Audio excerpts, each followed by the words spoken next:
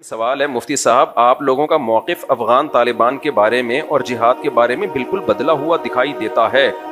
ان لوگوں کو آپ لوگ ہی ہیروز بنایا کرتے تھے، قرار دیا کرتے تھے، اور آپ لوگوں کی وجہ سے ہی سینکڑوں ہزاروں لوگ اس میں شریک بھی ہوئے۔ اب آپ لوگوں نے ہی انہیں خارجی فسادی قرار دینا شروع کر دیا ہے۔ اس یو ٹرن کی کیا وجہ ہے؟ جن لوگوں کو ہیرو قرار دیا تھا ان کو آج بھی ہیرو قرار دیتے ہیں۔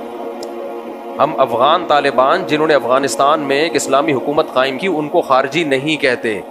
20 سال تک یہاں سے ان کے ساتھ تعاون ہوا ہے، یہاں سے لوگ گئے ہیں، شہید ہوئے ہیں۔ اب میں نام نہیں بتاؤں گا ان کے کون کون شہید ہوا، بہت ایک طویل فہرست ہے، اگر کوئی پوچھے گا تو بتا بھی دوں گا، کوئی چھپانے والی چیز نہیں ہے اس میں، لیکن سب کو پتا ہے، یہ کوئی اس کا انکار تھوڑی کرے گا۔ تو اور ان میں مفتی عبدالرحیم صاحب کے سگے بھائی 2 شہید ہوئے ہیں۔ ابھی کیا میں ڈیٹیل میں جاؤں گا تو پھر باتیں بہت، کیونکہ ابھی میڈیا پہ ہر کچھ کھل کے بیان نہیں کیا جا سکتا۔ تو بات یہ ہے، افغانستان میں کوئی ایک ریاست نہیں تھی مضبوط، ٹکڑوں میں بٹا ہوا تھا۔ تو وہاں ملا عمر نے کوشش کی کہ سب کو ایک بادشاہ پہ، ایک خلیفہ پہ جمع کیا جائے۔ تو انہوں نے تحریک شروع کی، کیونکہ کوئی ایک اسٹیٹ تھی نہیں۔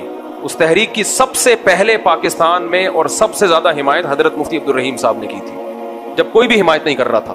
اکیلے وہ کھڑے ہوئے اور جان سے بھی قربانی دی، مال کی بھی قربانی دی، اور پورے افغانستان میں، پورے میں نہیں تو اکثر حصے میں ملا عمر کی حکومت قائم ہوئی۔ ملا عمر بہت ہی میچور آدمی تھے، وہ پاکستان سے دوستی کے خواہاں تھے، وہ پاکستان آرمی کی عزت کیا کرتے تھے، ان سے پاکستان آرمی کے فوجی جا کے ملتے تھے، ان کو عزت دیا کرتے تھے۔ وہ کہا کرتے تھے کہ پاکستانی ہمارے بھائی ہیں، ہر مشکل میں انہوں نے ہمارا ہمیشہ ساتھ دیا ہے۔ یہ وہ چیزیں جو مشاہدے کی ہیں، تو یہ سنی سنائی باتیں نہیں ہیں، بہت عزت، بہت رسپیکٹ دیا کرتے تھے وہ۔ پھر کیا ہوا، بہت سے لوگوں نے افغانستان کو دوسرے ملکوں کے خلاف استعمال کرنا شروع کر دیا۔ ملا عمر اس کے بھی خلاف تھے۔ مفتی عبدالرحیم صاحب جا کے ملا عمر کو سمجھاتے تھے کہ آپ کی سرزمین بہت سارے ملکوں کے خلاف استعمال ہو رہی ہے، جس سے نقصان آپ کو ہوگا، یہ بین الاقوامی طاقتیں افغانستان کو تباہ و برباد کر دیں گی۔ ملا عمر بھی چاہتے تھے ہمارا ملک دوسرے ملکوں کے خلاف یوز نہ ہو، اور اس میں حضرت مفتی عبدالرحیم صاحب کا بہت بڑا کردار ہے۔ وہ سمجھاتے تھے کہ یہ ایک اسلامی حکومت قائم ہوئی ہے، اس کو بچانا ہے ہماری ذمہ داری، ہم نے خون دیا اس کے لیے، پوری زندگی کھپا دی۔ لیکن ہوا کیا، افغانستان کی سرزمین استعمال ہوئی دوسرے ملکوں کے خلاف، پوری دنیا نے چڑھ کے افغانستان کی ایسی کی تیسی کی۔ جنرل مشرف نے بھی 100% غلط کیا۔ اس وقت بھی مفتی عبدالرحیم صاحب کہہ رہے تھے پاکستان کو نہیں اجازت اس کی کہ وہ اپنی سرزمین کسی اور ملک کے خلاف استعمال کرنے دے، لیکن جنرل مشرف ایک اکیلا آدمی تھا، اس کی پالیسی تھی جو 100% غلط تھی۔ یہاں سے جہاز گئے، انہوں نے وہاں کی حکومت کو ختم کر دیا، تو ان کے دل میں ایک نفرت پیدا ہوئی پاکستان کے خلاف، لیکن اس کی تلافی خود پاکستان نے ہی کی۔ 20 سال بھرپور ساتھ دیا، پھر ان کا بہت فل سپورٹ کیا ان کے زخمیوں کا علاج یہاں ہوتا تھا۔ جو وہاں غریب آتے تھے افغانی، ملک میں بدحالی ہے، ہجرت کے لیے آ رہے ہیں، پاکستان نے اپنا سینہ بازو ایسے کیا، آ جاؤ ہم تمہیں ٹھکانہ دیں گے۔ ان کا علاج بھی کیا، ان کو ٹھکانہ بھی دیا، ان کے مہاجرین کو پناہ بھی دی، بہت کچھ کیا پاکستان نے۔ تبھی بہت اچھے تعلقات، جب تک ملا عمر زندہ تھے پاکستان کے خلاف ایک بیان ان کا کبھی بھی نہیں آیا، ایک بیان نہیں آیا۔ بلکہ اخبار میں نے خود ان کا بیان پڑھا، انہوں نے کہا کہ ہم تمام اسلامی ملکوں سے اپیل کرتے ہیں کہ ہماری مدد کریں۔ ان کی رائے یہ تھی کہ ہم تمام اسلامی ملکوں سے دوستی کے قائل ہیں، ہم ان سے دشمنی کے قائل نہیں ہیں، ہم نے افغانستان کا مسئلہ حل کرنا ہے تاکہ افغانستان میں جنگ ختم ہو، ایک مضبوط اسلامی ریاست قائم ہو۔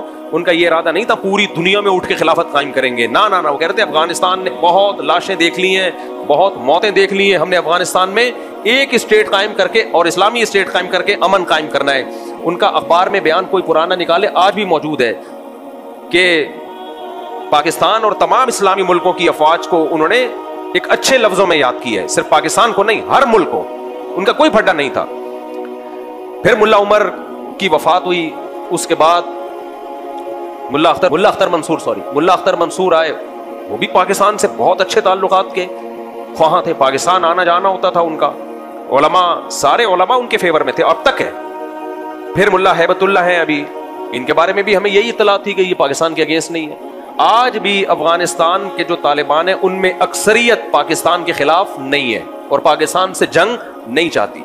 ہوا یہ کہ کچھ لوگ ایسے ہیں جو سپورٹ کر رہے ہیں ان لوگوں کو جو پاکستان آرمی پہ اٹیک کر رہے ہیں اور پاکستان پہ حملے کر رہے ہیں. تو پہلے علماء نے کوشش کی ہے سلو ہو جائے. جب سلو کی تمام کوششیں ناکام ہوئی ہیں پھر فوجی آپریشن شروع ہوا ہے. روز ڈیلی بنیادوں پر 10 فوجی شہید, 11 فوجی شہید, میجر شہید, لیفٹنٹ کرنل, اتنے بڑے بڑے لیول کے آفیسر آپ کے ڈیلی شہید ہو رہے ہیں. اور یہ سارا کرتا دھرتا کہاں سے ہو رہا ہے؟ افغانستان سے. اب اگر مفتی عبدالرحیم صاحب کہہ رہے ہیں سب کچھ وہاں سے ہو رہا ہے, اس کا مطلب یہ نہیں ہے کہ وہ تحریک کو غلط قرار دے رہے ہیں یا افغانیوں کو غلط قرار دے رہے ہیں. وہ ان چند لوگوں کو غلط قرار دے رہے ہیں جو ان خارجیوں کو سپورٹ کر رہے ہیں, جو کس سے لڑ رہے ہیں؟ پاکستان آرمی سے لڑ رہے ہیں اور ہمارے ملک کا امن خراب کر رہے ہیں. مفتی عبدالرحیم صاحب کا کہنا یہ اگر آپ نے خلافت قائم کرنی ہے, ٹھیک ہے پاکستان سے غلطی ہوئی تھی, اڈے دیے تھے, غلطی ہوئی ہے, مان رہے ہیں بھائی, اور یہ ہماری غلطی تھوڑی ہے. تو فوج ایک مشرف کی غلطی ہے. اس وقت بھی فوج کے سب لوگ مشرف کی اس پالیسی کے حامی نہیں تھے. فوج میں بھی بہت کھلبلی مچی ہوئی تھی, وہ نہیں حامی تھے, تو سب اس کو سپورٹ نہیں کر رہے تھے, لیکن آرڈر تو آرمی چیف کا چلتا ہے نا. اب مفتی عبدالرحیم صاحب کا کہنا ہے, یہ جتنے بھی سنجیدہ علماء ہیں سب کا یہی کہنا ہے, جن میں مفتی تقی عثمانی صاحب بھی ہیں, حضرت مفتی تقی صاحب بھی, ان خارجیوں کو ٹھیک نہیں سمجھتے بھائی, یہ غلط کر رہے ہیں. وہ کیا کہہ رہے ہیں؟ ہم خلافت قائم کریں گے پاکستان میں, ہم خلافت قائم کریں گے. اور کہہ رہے پاکستان نے ہم پہ ظلم کیا, اڈے دیے تھے. پاکستان نے اڈے دیے تھے, اندر گھس کے مارا کس نے ہے؟ انڈیا نے مارا ہے. انڈیا سے آپ دوستی بڑھا رہے ہو, انڈیا سے آپ کے ریلیشن کیا ہو رہے ہیں؟ مضبوط. امریکہ سے ریلیشن مضبوط, انڈیا سے ریلیشن مضبوط, تمام ملکوں سے آپ کے ریلیشن مضبوط. نیٹو کی ممالک تھے جنہوں نے اندر گھس کے دو بدو آپ سے جنگ لڑی ہے, ان کے خلاف آپ کا ایک بیان نہیں آتا, اور سارا نزلہ کس پہ گر رہا ہے؟ پاکستان پہ. تو میرے بھائی یہ طالبان نہیں ہے, افغانستان نہیں ہے, یہ کوئی اور طاقت ہے جو چند شرپسندوں کو استعمال کر رہی ہے. سمجھ میں آ رہی ہے بات کہ نہیں آ رہی ہے؟ اگر آپ نے لڑنا تھا سب سے پہلے روس سے لڑتے, جنہوں نے 16 لاکھ افغانوں کا خون کیا. ہم تو وہاں بھی لڑائی کے قائل نہیں ہے, کیونکہ آپ لڑو گے تو حاصل کچھ نہیں ہوگا, ایک نئی جنگ شروع ہو جائے گی, خلافت تھوڑی قائم ہوگی. لیکن اگر لڑنا تھا تو سب سے پہلے کس سے لڑنا تھا؟ سب سے پہلے کون آیا تھا افغانستان میں؟ روس آیا, جس نے ان جنگوں کی بنیاد رکھی. انہیں کچھ نہیں کہہ رہے آپ, وہاں کوئی تشکیل نہیں ہو رہی خارجیوں کی. اس کے بعد آپ کو لڑنا تھا تو کس سے لڑنا تھا؟ انڈیا سے لڑنا تھا, جنہوں نے اندر گھس کے مارا ہے آپ کو. اس سے آپ دوستیاں بڑھا رہے ہو, کسی کو کچھ نہیں کہہ رہے. سارا نزلہ ایک اکیلے برادر ملک جو آپ کا ہمیشہ بھائی رہا ہے, جس نے لاکھوں افغانوں کو سینے سے لگایا, ان کو نیشنلٹیاں دی, ان کا کچھ زیرو بزنس تھا اور آج کروڑوں روپے کما رہے ہیں. کسی ملک نے مہاجرین کی اتنی بڑی تعداد کو اتنا زبردست ٹھکانہ نہیں دیا جس طرح پاکستان نے افغانیوں کو ٹھکانہ دیا ہے. میں نے باہر ملکوں میں افغانی دیکھے جو پاکستان کا پاسپورٹ بنوا کے باہر ملکوں میں ٹریولنگ کی ہے انہوں نے. تو اتنا بڑا ظرف جب پاکستان نے کیا ہے تو ان کو بھی ظرف کیسا رکھنا چاہیے؟ بولو, بڑا رکھنا چاہیے. لیکن ہو کیا رہا ہے؟ چند شرپسند لوگ ہیں. میں نہیں کہہ رہا کہ افغانستان پاکستان کے دشمن ہیں, نا, چند سر پھرے لوگ ہیں جو دونوں بھائی ملکوں کو لڑا رہے ہیں آپس میں. تو ہمیں ان شرپسندوں کے خلاف اٹھنا ہے. یہ اکیلے مفتی عبدالرحیم کا کام نہیں ہے, یہ ہم سب کو مل کے کرنا ہے. وہ بےچارے اکیلے میدان میں آئے ہیں اور بدنام ہو گئے ہیں. کوئی ان کو کرنل کہہ رہا ہے, کوئی بریگیڈیئر کہہ رہا ہے, کوئی درباری ملا, کوئی سرکاری ملا. بس کرو یار, وہ ملک بچانے کی بات کر رہے ہیں. کہہ رہے ہیں جہاز سے یو ٹرن لے لیا, کوئی یو ٹرن نہیں لیا جہاز سے میرے بھائی. تو وہ یہ کہہ رہے ہیں کہ جہاد کے نام پہ جو پاکستان میں خارجیوں کی تحریک ہے ہم اس کو نہیں مانتے, اس میں ہم فوج کا ساتھ دیں گے. کیوں؟ اور فوج کا ساتھ دینے سے, فوج کا ساتھ دینا مقصد نہیں ہے. بار بار کہتا ہوں, فوجی لوگ آتے جاتے رہتے ہیں, آرمی چیف بھی آئے گا, کل جائے گا, کوئی اور آئے گا. فوج بچانا مقصد نہیں ہے. بچانا کیا ہے؟ ملک بچانا مقصد ہے, کنٹری بچانا مقصد ہے. کیونکہ اگر یہ تحریکیں زیادہ زور پکڑیں گی تو اس سے پاکستان میں خلافت قائم نہیں ہوگی. پاکستان کے کئی ٹکڑے ہو جائیں گے اور بیرونی طاقتیں یہاں کے میرے اور آپ کا وہ حشر کریں گی. میں بار بار کہتا ہوں, میں اور آپ غزہ کو بھول جائیں گے, وہ حشر ہونے والا ہے ہمارا. تو اس لیے ان خارجیوں کو کہا جائے کہ آپ خلافت کے نام پہ لوگوں کو بیوقوف مت بنائیں. یہ ساری آپ کی تحریکوں کا مرکز اسلامی ملک کیوں ہے؟ آپ پاکستان کو اسلامی نہیں مانتے, نہ مانو, مسلمانوں کا ملک تو ہے. تو انڈیا سے آپ کی دوستیاں بڑھ رہی ہیں, روس سے آپ کی دوستیاں بڑھ رہی ہیں. ہم تو کہہ رہے ہیں انڈیا میں بھی مت کرو, کیونکہ آپ کی طاقت کیا ہے؟ انڈیا اتنا بڑا کنٹری ہے, وہ بھی تہس نہس کر دے گا آپ کو. لیکن اگر کرنا ہے تو انڈیا نے تو اندر گھس کے مارا تھا آپ کو. لڑائی انڈیا آرمی آئی تھی افغانستان میں, جہاں یہ نیٹو کی افواج کو شکست ہوئی ہے اس میں انڈیا کو بھی شکست ہوئی ہے, وہ بھی افغانستان سے بھاگا ہے. ان سے آپ دوستیاں لگا رہے ہو, اور ایک اکیلا ملک جس نے آپ کو اتنی مدد کی, آپ کی ہمیشہ ہر وقت مدد کی ہے, اس سے آپ دشمنی کی باتیں کر رہے ہو. تو افسوس ہوگا کہ نہیں ہوگا؟ تو ملا عمر پاکستان میں لڑائی کے قائل بھی نہیں تھے. ڈاکٹر اسرار احمد کا بھی وہ کلپ چلا دینا, ہمارے پاس تو اس پہ بہت سارے گواہ ہیں لیکن لوگ گواہ کو مانتے کہاں ہیں. تو ڈاکٹر اسرار احمد کی بھی آخری وقت میں ملا عمر سے ملاقات ہوئی تھی, اور ڈاکٹر اسرار کو ملا عمر نے سختی سے منع کیا تھا کہ آپ جو خلافت کی تحریک پاکستان میں چلا رہے ہیں کبھی بھی حکومت سے تصادم نہیں کرنا, لڑائی پہ نہیں آنا. اب میں آپ سے عرض کروں گا کہ ملا عمر صاحب کا مشورہ ہمیں کیا ہے. میں نے مسجد میں بھی جو ان سے ملاقات مختصر سی ہوئی اس میں پوچھا, انہوں نے کچھ باتیں کی. انہوں نے کہا کہ اپنے اپنے ملکوں میں اقامت دین کی جد و جہد بھرپور طریقے پر آپ شروع رکھیں اور جاری رکھیں. ظاہر بات ہے ہر ملک, یہ ملک جو ہے موجود ہیں, یہ بالکل ایسے ہی ہے جیسے علامہ اقبال جو ہے امت مسلمہ کے سب سے بڑی ہدی خاں اور وحدت امت کے سب سے بڑے علمبردار, ایک ہوں مسلم حرم کی پاسبانی کے لیے نیل کے ساحل سے لے کر تا بقا کے کاشغر. اس لیے ان کا یہ مشورہ جو ہے اپنی جگہ بہت صائب ہے کہ اپنے اپنے ملکوں میں پوری قوت کے ساتھ, پوری خلوص اور اخلاص کے ساتھ اقامت دین کی جد و جہد کو جاری رکھیں. دوسرا مشورہ یہ کہ علماء کرام کی رہنمائی اور ان کی آشیرواد ضرور حاصل کریں. یہ ان کا ایک بہت ہی مخلصانہ مشورہ ہے, اور میں کچھ طے کر کے آیا ہوں انشاءاللہ تعالیٰ کہ اس کی روشنی میں, اگرچہ اس سے پہلے بھی میرا اپنا رجحان تو یہی رہا ہے, لیکن اب میں ذرا زیادہ کوشش کروں گا انشاءاللہ تعالیٰ ملا عمر صاحب کی اس نصیحت کے پیش نظر. تیسری بات انہوں نے بتائی ہے جس سے مجھے اندازہ ہوا کہ انہیں ملکی حالات پاکستان کے جو ہیں ان سے بھی خوب واقفیت ہے. انہوں نے کہا کہ حکومت سے تصادم کی کوئی روش اختیار نہ کی. حالات جو ہے بین الاقوامی پاکستان کے لیے جو معاملات ہیں تو یہ تصادم حتی الامکان اس سے بچا جائے. یہ تیسرا ان کا مشورہ ہے.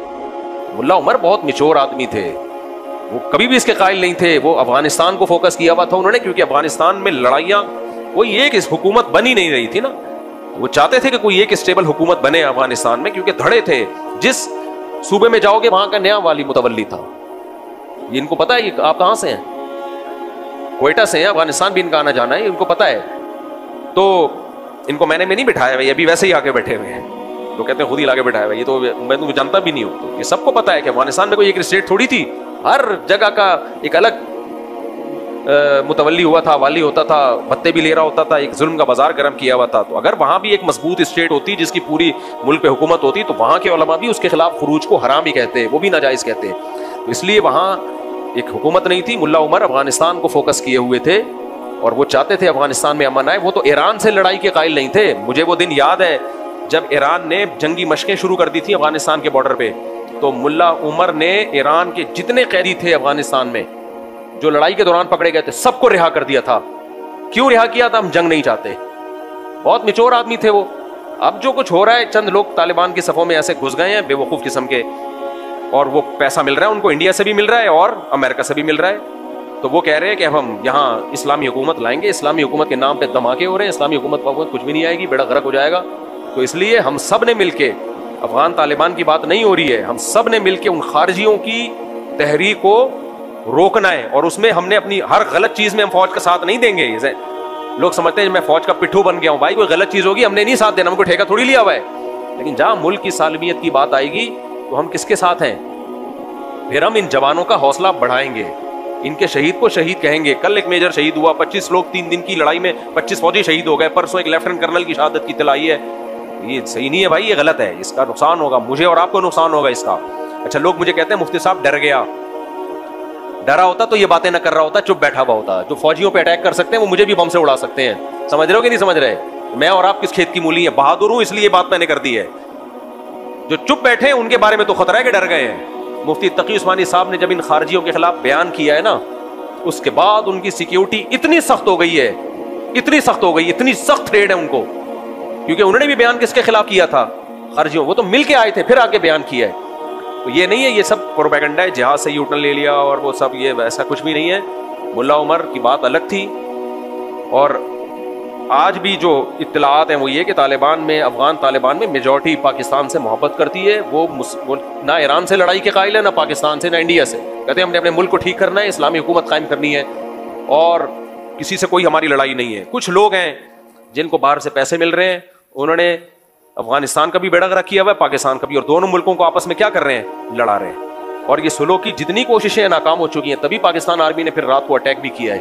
کل رات اٹیک کیا ہے نا, اسی وجہ سے اٹیک کیا ہے کہ یہ تھوڑی ہم مرتے رہے آرام سے اور جو ہے وہ لاشیں گنتے رہیں بیٹھ کے, ایسا نہیں ہوتا. تو عوام کو چاہیے اس چیز میں فوج کا ساتھ دے, ہر چیز میں نہیں کہہ رہا, صحیح ہے, ہر چیز میں نہیں کہہ رہا. تمہارا کوئی سیاسی اختلاف ہے, کرو 100 دفعہ بھائی, کسی بھی چیز میں سیاسی اختلاف ہوتا ہے 100 دفعہ کرو, کس نے منع کیا ہے.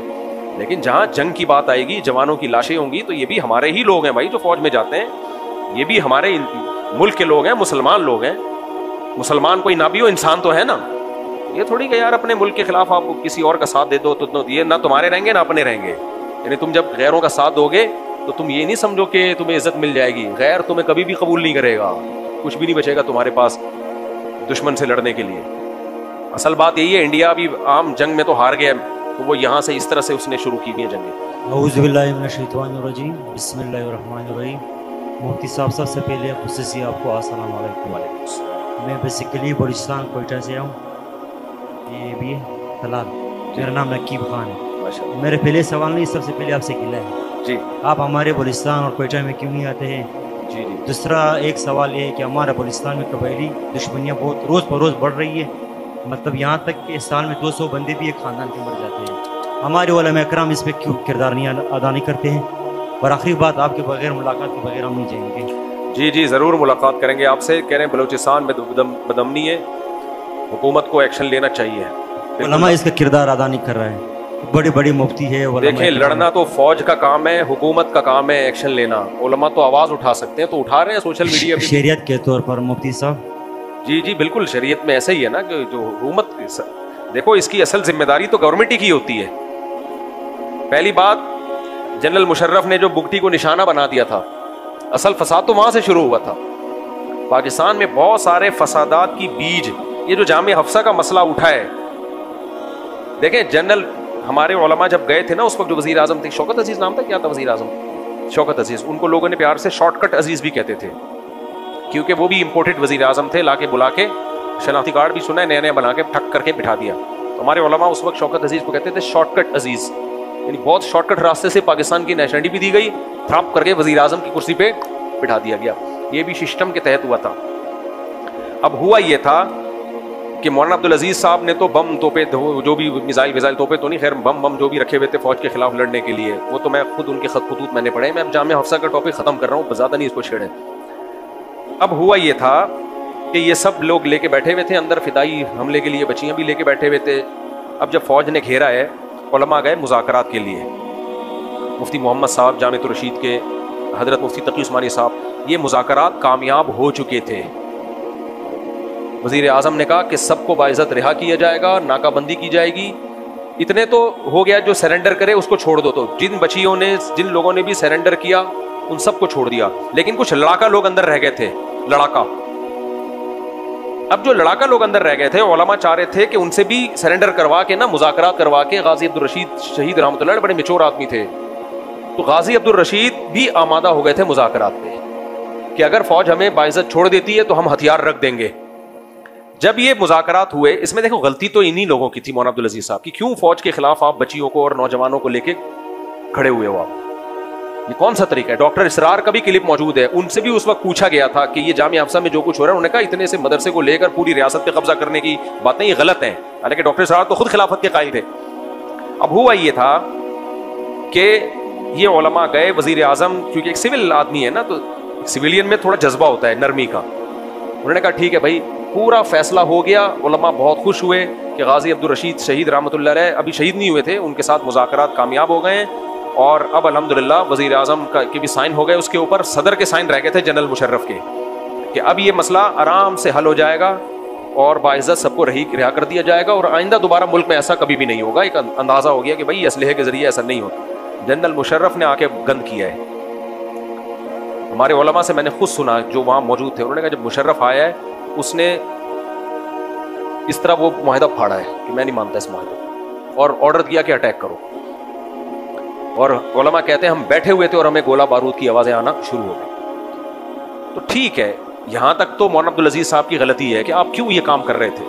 لیکن جنرل مشرف اگر تھوڑی سی کھوپڑی استعمال کر لیتا کہ ہے آپ ہی کی عوام اور ان کا مطالبہ بھی شریعت ہے, مطالبہ بھی غلط نہیں ہے, پاکستان اسلام کے نام پہ بنا ہے, تو اب جب ایک مذاکرات ہو چکے ہیں تو آپ اچھے لگو گے اپنی قوم پہ گولیاں برساتے ہوئے؟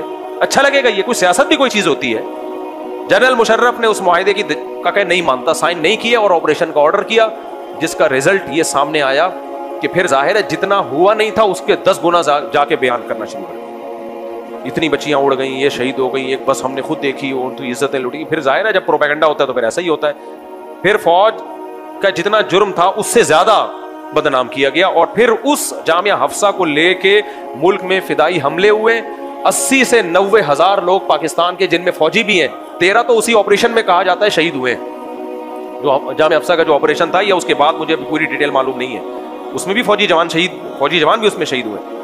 गाजी अब्दुल रशीद भी शहीद हुए, उनकी वालदा भी शहीद हुई। हम उनको शहीद इसलिए कह रहे हैं कि मुतालबा उनका जायज था, लेकिन गाजी अब्दुल रशीद बड़े मेच्योर आदमी थे, वो मुज़ाकरात ही चाहते थे, वो नहीं चाहते थे ये लड़ाई हो। खैर, तो अब इसका जो फसाद की जो यानी जो जड़ थी ना, वो जनरल मुशर्रफ की खोपड़ी थी। वो थोड़ा सा कौम को साथ लेके चल लेता, इज्जत दे देता। लेकिन तो अब हुआ ये है कि उन्हीं दिनों में बुगड़ी को यहां से निशाना बनाया। भाई बलोच लोगों का वो एक हीरो समझा जाता था, सरदार समझा जाता था। आप उनके साथ कौम को साथ लेके चलते, उसी के बाद से बलूचिस्तान में ये सब कुछ। मैं फेवर नहीं कर रहा जो फौज पे अटैक हो रहा है बलूचिस्तान में, कतई नहीं, मैं उन लोगों के साथ नहीं हूं। किसी भी मुल्क में, रियासत में फौजी गाड़ियों पे अटैक होने वाले बागी कहलाते हैं, खारजी कहलाते हैं, उसके हम फेवर में नहीं है। लेकिन जनरल मुशर्रफ की पॉलिसियां इस मुल्क के लिए नासूर साबित हुई हैं, जिसको आज तक हम भुगत रहे हैं। पाकिस्तान बिल्कुल 100% सूदी निजाम खत्म हो जाना था पाकिस्तान में। हजरत मुफ्ती तकी साहब फैसला कर चुके थे, सुप्रीम कोर्ट का फैसला आ चुका था, वफाकी शरई अदालत का फैसला आ चुका था। अब जब इंप्लीमेंट के लिए जा रहे थे, जनरल मुशर्रफ ने डंडे के जोर से मुफ्ती तकी उस्मानी साहब को वफाकी शरई अदालत के जज होने की हैसियत से हटाया। दूसरा जज अपनी मर्जी का ला के रखा और उसने उस सूद के खिलाफ जो फैसला आया था वफाकी शरई अदालत का, उसको पेंडिंग में डाल दिया। तो ये गड़बड़ भी किसने की है? जनरल मुशर्रफ ने की है। तीसरा जो जनरल मुशर्रफ ने एक और काम किया, अदालती खुला, जो फैमिली सिस्टम को तबाह बर्बाद कर दिया। उसने एक सर्कुलर जारी करवा दिया सुप्रीम कोर्ट के जरिए कि जो औरत जब भी, यानी कानून में एक शिक डलवा दी कि औरत जब भी कोई कोर्ट में जाएगी, कोई माकूल वजह हो या ना हो, जब भी औरत कोर्ट के पास जाएगी, कोर्ट उसको खुला की डिग्री थमाने की पाबंद है। उस वक्त के बाद से आज उसके जो साइड इफेक्ट आना शुरू है हमारी सोसाइटी में, ये स्याह कारनामा भी किसका है? जनरल मुशर्रफ। मैं मानता हूं कुछ अच्छे काम भी किए हैं, कराची में डेवलपमेंट का काम किया, लेकिन कुछ अच्छे काम करके आपके जो बड़े बड़े स्याह काम किए हैं, वो स्याही सफेद नहीं हो सकती। अब पूरी फौज भुगत रही है उसके स्याह कारनामों, पूरी आर्मी भुगत रही है। लोग इन आर्मी के जवानों को भी बुरा भला कह रहे हैं, भाई इनको मत बुरा भला कहो यार, ये हमारे हीरोज हैं। तो ये भी एक वजह है जो हजरत आप जो वजह बनी है ना,